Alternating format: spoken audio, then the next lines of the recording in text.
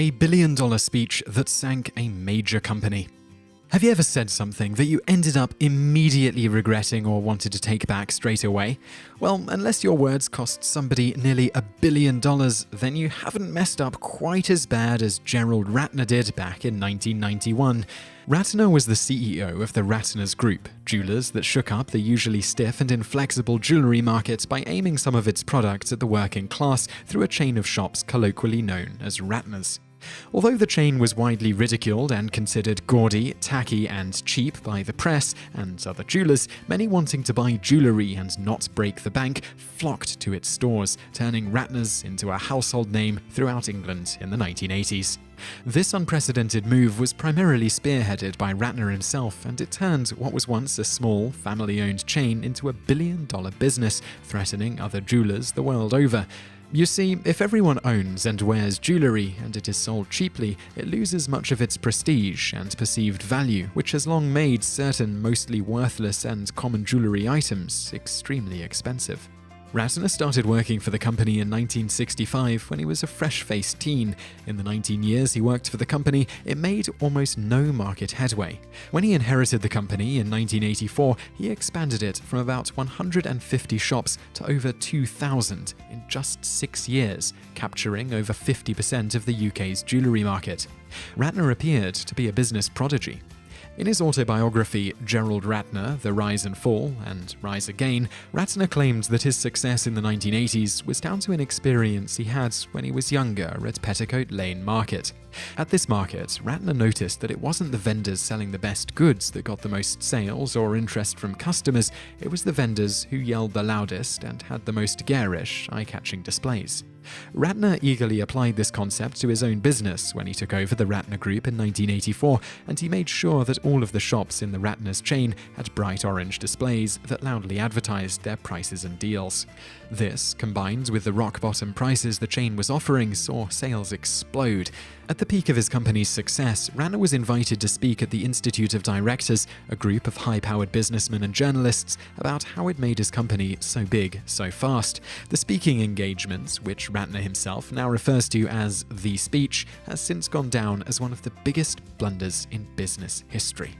Though the speech was going well for a while, the fateful moment came when a person in attendance innocently asked Ratner how his company was able to afford to sell things so cheaply. His now infamous response was as follows: "We also do cut glass sherry decanters complete with 6 glasses on a silver-plated tray that your butler can serve you drinks on, all for £4.95. People say, how can you sell this for such a low price? I say, because it's total crap." He went on to say that some of the earrings sold by the Ratner Group were cheaper than an M&S prawn sandwich, but probably wouldn't last as long. Though Ratner claims he intended the comments as a joke, though from the sound of it, a joke at the expense of his customers, and thought because it was a private event that nothing said would be reported to the public, the journalists listening didn't see it that way on either count, and the very next day his comments were national news. The effect on the company's profits were practically instantaneous. Almost overnight, shares in the company dropped by £500 million, or around $800 million, about £936 million or $1.6 billion today, and customers began avoiding Ratner's stores like the plague. The phrase "doing a Ratner" entered the English lexicon as a term for really screwing up. Just a year after Ratner's speech, Ratner's stores began closing down by the hundreds, resulting in thousands of jobs being axed.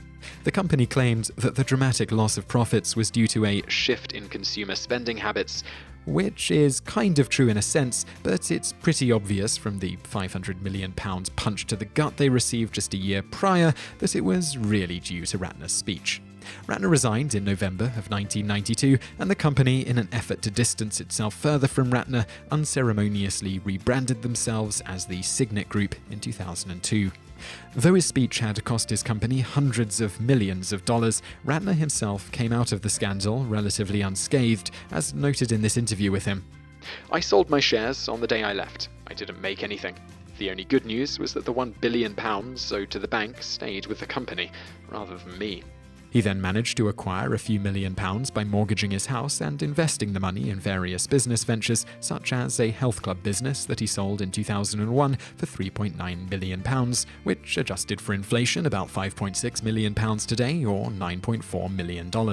These days, he runs a jewellery business with an estimated value of about £35 million or $59 million. When he's not doing that, Ratner occasionally earns extra money by giving speeches at business conventions. I tell people that having a setback, whether it's going bankrupt, being divorced, or ill, doesn't mean it is the end of you. Getting my audience to laugh puts me on a huge high, and people now realize I am no longer the arrogant snob they thought I was. So I really hope you liked that video, and if you did like it, click like below and leave us a comment to let us know what you think. And also check out a couple of our other videos, which are linked to on the screen now, and don't forget to subscribe for brand new videos every day. Thanks for watching.